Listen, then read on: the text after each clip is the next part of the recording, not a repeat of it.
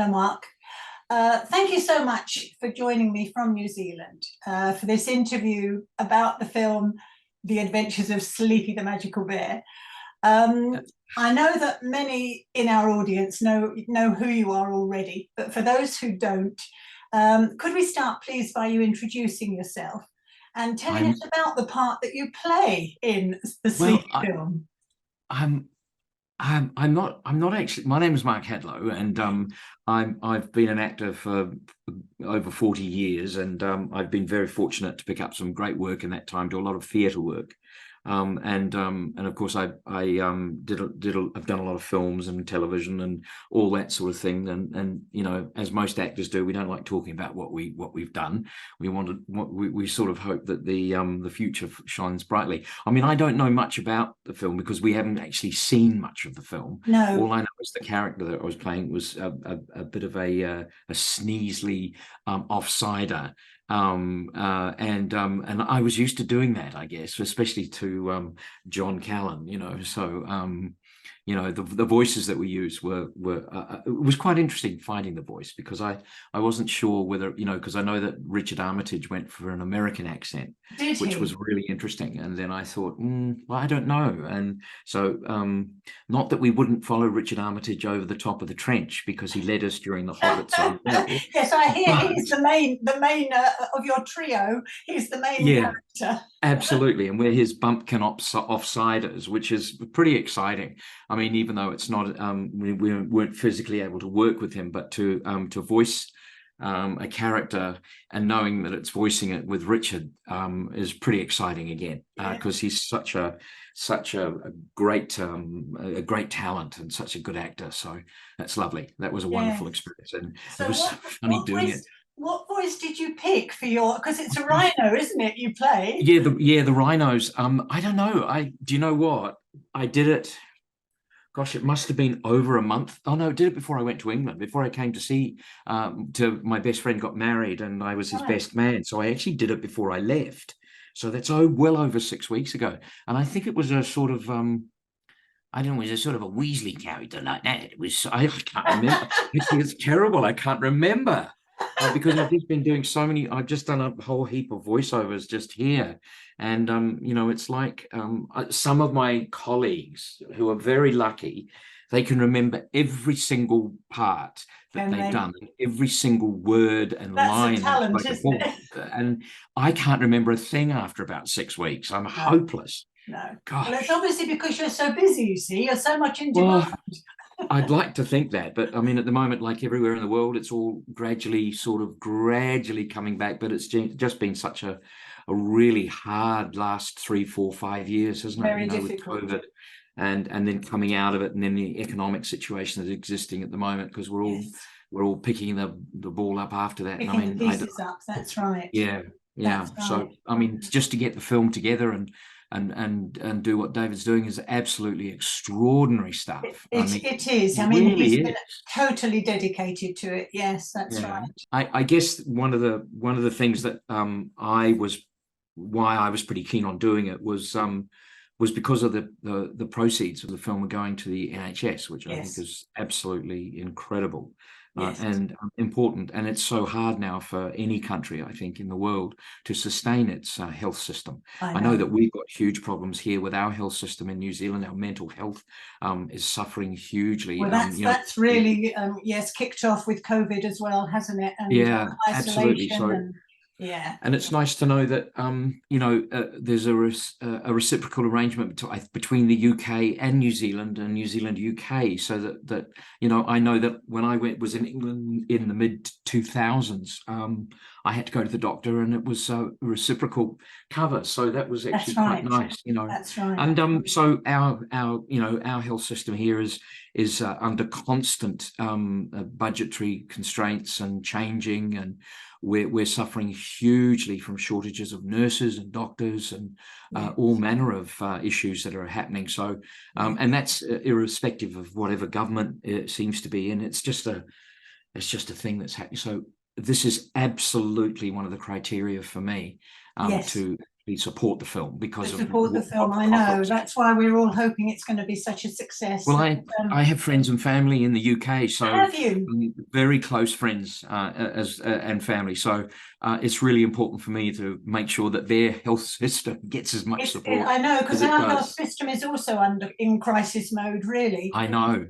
With strikes and doctors, nurses, and they did such a magnificent job during COVID. I mean, well, I believe even the Prime Minister at the time, Boris Johnson, was quite impressed by all that. We saw all that over here. Yes, and of usually course. the nurse actually brought him through his well, that's COVID right, because he was dangerously ill with the COVID, wasn't he? Yeah. That's right. Yeah. But that's very exciting. How did you hear about the film, Mark? How did you come to hear about it? I think Gail, our agent, she was contacted by I think David. Right. And so she got in touch with us, I think, and I think got in touch with either Jed and myself and John, because she represents us. Yes.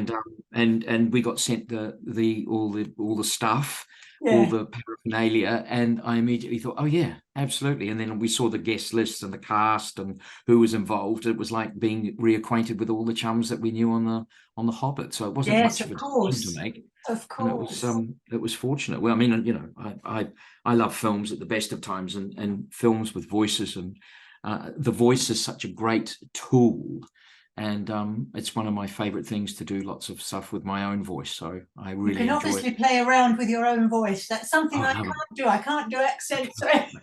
Well, so surely if I you can do apply that for a voiceover, it has to be just a plain English accent. Well, there's nothing wrong with a plain English accent. At least you can understand it. I mean, that's one of the great things about doing The Hobbit, was that we had all these wonderful speech, and vocal coaches who really got us sorted. I mean, we were myself and we were Yorkshire, we were Northern, so that was quite interesting, and it was fun. It was fun doing all that. And of course, I've got very close friends and some family, I think, in Yorkshire, around Skipton and Gargrave. And I know that Ian and Rabina will be absolutely delighted to know that I'm in it. But they're fabulous friends, and my really good friend Mike Ferguson, who I went over his wedding. He's in Loughborough, so Loughborough, I've been all over, and that's where I've just been. I loved it. It was nice being back. Actually, I love the UK and I love England, and it's lovely. Do you come over very much, Mark? Do you come to the UK? Well, we haven't been for a while. No, we haven't been for a while. The last time I went was to a convention in Switzerland. So, my wife and I called in to the UK on the way, and caught up with some friends of ours while we were there, and it was lovely. I mean, it was only a very short visit, but that was the last time. So that was, and then I just got back 2 weeks ago, which was did you?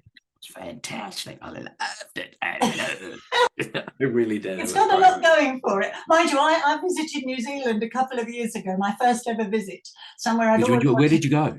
Well, we were on a cruise, actually, and we went to Australia first, and then did a rail trip from Perth across to Sydney. And then picked up the cruise ship. The Garn. You did the Garn? Yeah.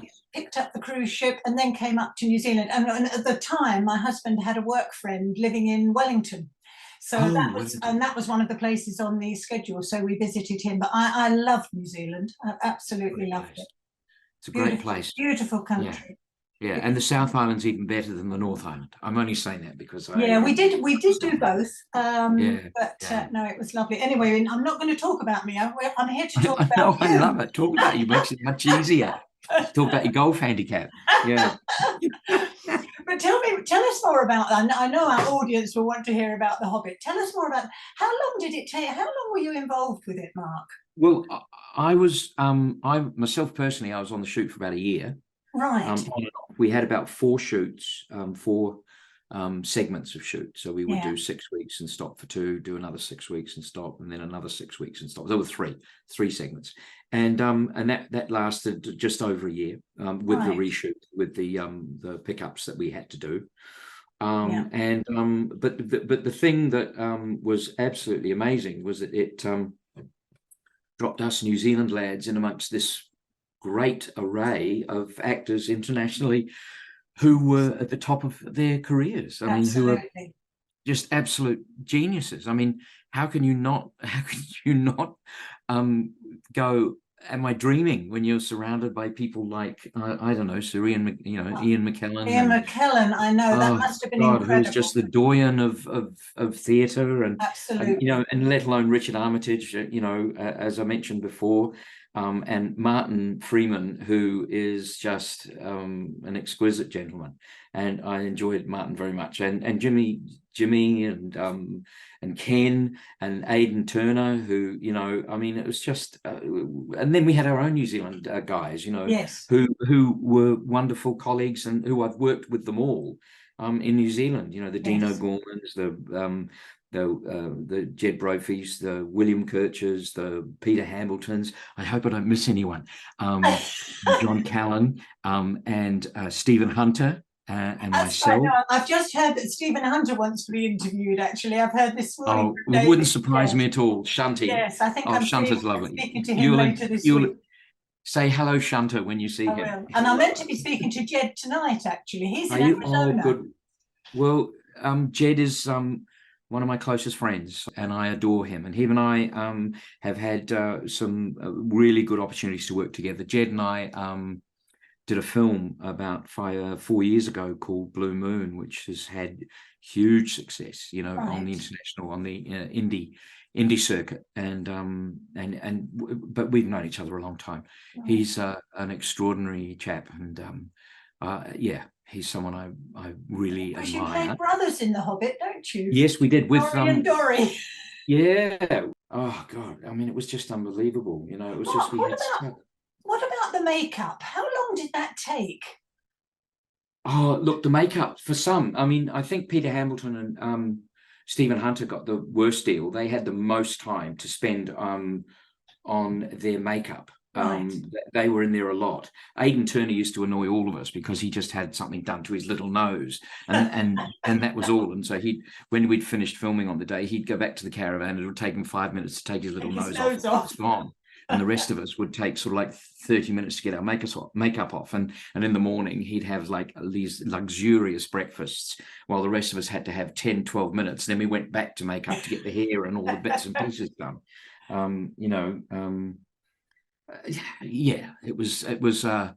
It was an extraordinary experience. And I beg to differ. The friends I made on it were just extraordinary. I mean, the three brothers, Nori, Dori, and Ori, the three brothers, we had a fabulous time, and we got on very, very well. And we always had backstories, and it used to annoy them. It used to annoy the bejesus out of them, because I'd always be talking about the backstory, and oh dear lordy. Anyway, there were so many stories, and it's 12 years ago nearly. Is it 12? It's 12 years ago since we started, we got together. So you can imagine it. It's just, oh my goodness me. When I think about it, it feels like only yesterday, but it's been 12 long years, and it's well, it was such a success, wasn't it, Mark? But you've also been in King Kong, I read. Yeah, I was. That was quite an extraordinary story. I was playing one of the vaudeville actors at the beginning with Naomi Harry, Watts. I think I've got down you were. Yeah, and myself and a lovely New Zealand actor called Bill Johnson and Naomi Watts, we rehearsed for about, I think it must have been at least 5-6 weeks, or maybe a bit longer or shorter, in Wellington. This I'm Just Wild About Harry. Yes. And so it was quite a neat number that we rehearsed, and there's going to be some tricks, and it sort of worked out that because we did vaudeville and there was lots of tricks and all that, you understood then what happened with the ape when she did all the tricks and everything. Right. But so myself and wife Jane and Ben and Sarah went along to watch me. I couldn't get to the premiere, so I had to watch it in Christchurch and pay for the tickets and everything and go and see it. And so we rocked up to see the film, and all of the number was cut from the original, from when it went. Yeah, we didn't see any of that until the producer's cut. So thanks to Peter in the producer's cut, but in the first cut, it was on the on the cutting room floor. But there was a couple of scenes that were really good at the beginning, but that was it. But oh, it was some incredible performances. Yes. But the stuff with all of that, it was just brilliant. It was brilliant to be involved. And then of course, one of the first films I did with Pete was The Feebles, which was a very, very cult film. And they were all hand puppets and actually humans inside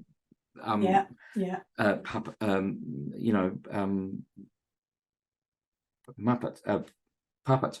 But and one of my characters was Heidi the Hippo, and I sang the title song from it, which was The Garden of Love, and I had quite a good voice because it wasn't, I could sing quite high, and it was such fun.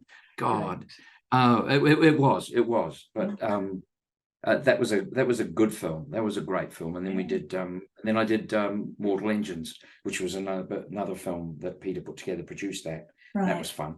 Yeah. Mark, I hear you're also a comedian, I hear. Oh, really? No, I tend to. It's got it down in Wikipedia. You're a comedian. In theatre. I'm not a stand-up comedian. No, I do a lot of. Oh, you're not a stand-up, right? No, good Lord, no. I have such huge, I don't know, such huge praise for anyone who's a stand-up comedian. I would hate it. They're so clever.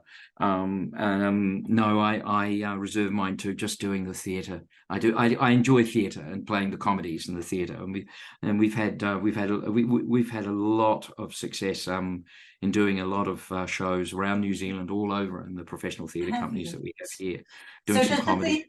Does the theatre take up a lot of your time now? Most of not at the moment, because we're pretty quiet, right. I just for my own sake started a theatre company in Nelson, which has been amazing, the professional theatre company, and we had our debut show, which was written by a New Zealand writer called Gregory Cooper.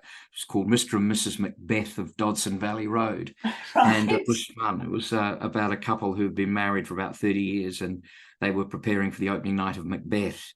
And he, the husband, had been recast by a younger Angenois lead who was famous in, reality TV. Right. So he was so my character is really upset about it, and then it all goes wrong, and he has to end up going on so making an absolute horse's breakfast of it, and getting speeches wrong. She should have died hereafter, but there would have been a time for something to do with the words, and all that sort of stuff. I mean, Ian McKellen would shake if he saw it, but anyway. but it was fun, and myself and a lovely actress called Lara McGregor, it was just a two-hander, and it's a great show. But we're hoping to get some more mileage out of that. How do you learn your scripts, Mark?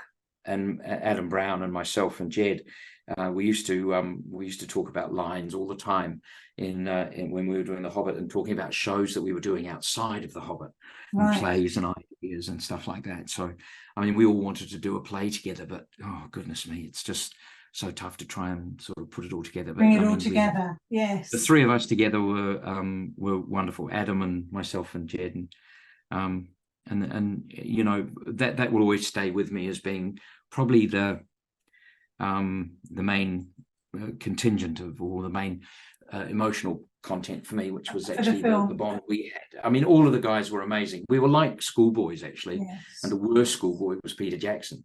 Really? Who would encourage us.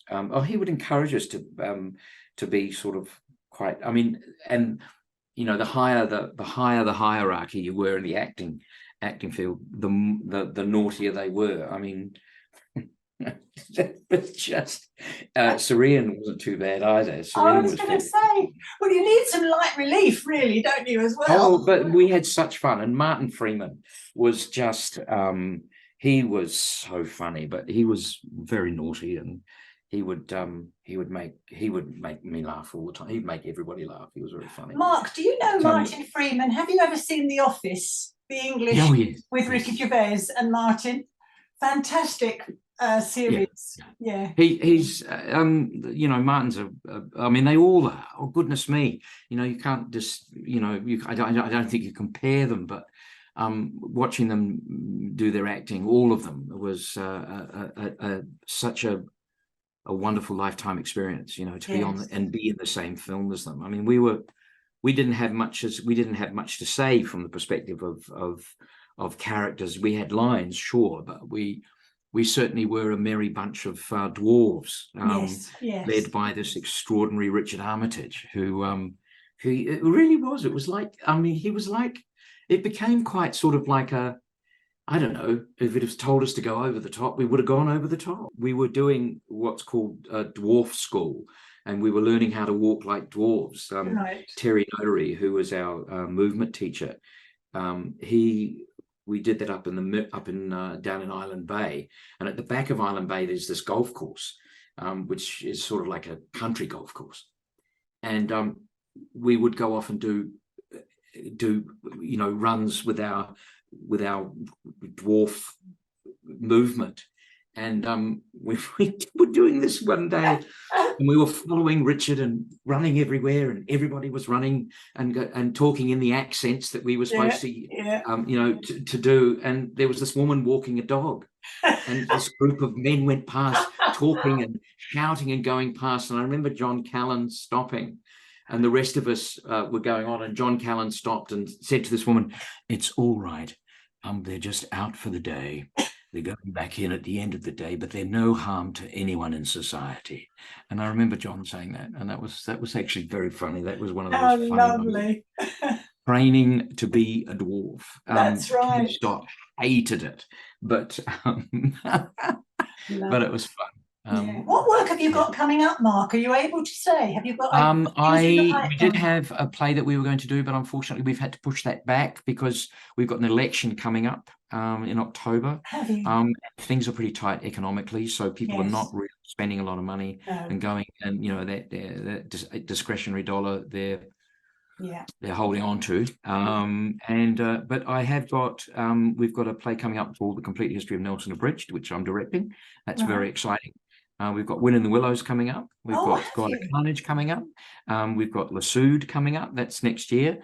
And then we've got so there's a few plays coming up, but there's also a couple of films in the pipeline, which is exciting. We're hoping that one of them will be good. And so look, there's a bit coming up, but we've just got to ride this ride the economic storm really at the minute. That's right.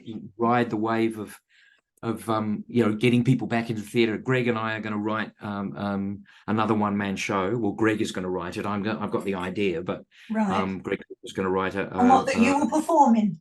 Yeah, because I did a performance of a play called Mammal, Middle-Aged Man in Lycra. And that's played very successfully in New Zealand, and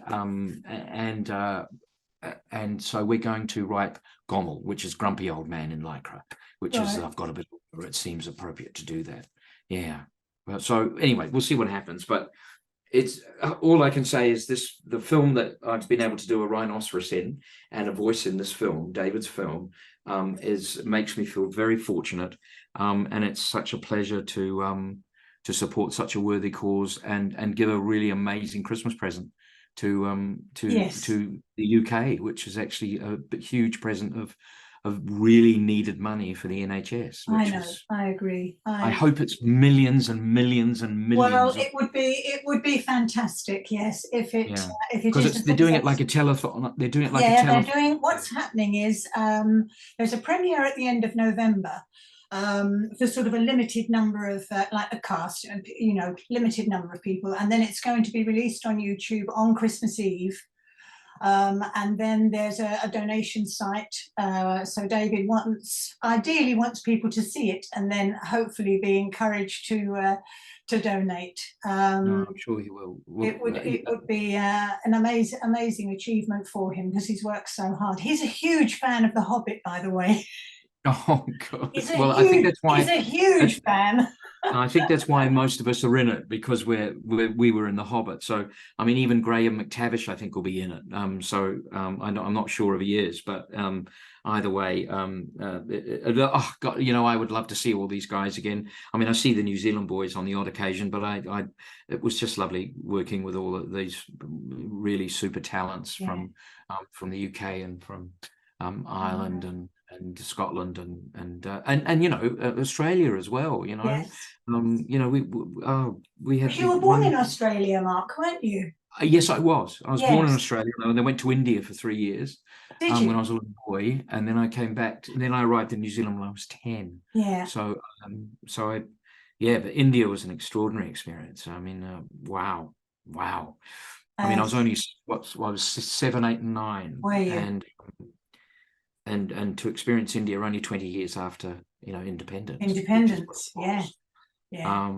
Was whoa, was a shock, because this little white Australian boy was there and had a really bad Australian accent before I left. And then when I went to India, of course, I was surrounded by all these wonderful English people, and I lost my accent, which I was delighted about. Did you adopt an English accent? Oh, I came back. I went back to Australia for 6 months and got beaten up every day because they thought I was a pom. You were too posh. That's Hello, my name is Mark. Hello.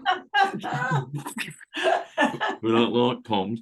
Oh man, that's ridiculous. Of course they do, but you know, dear. kids Mark, it's been great speaking to you. Thank you so much.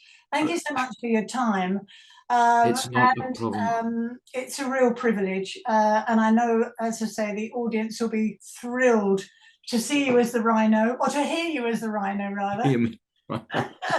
Well, I'm in great company. I'm in the best company, and it's such a pleasure to be involved, and I hope it's successful, and I hope do as well. Obviously that it drives funds into the NHS. So that's the priority. That's what we're all well done hoping. That's right. Yeah. That's right.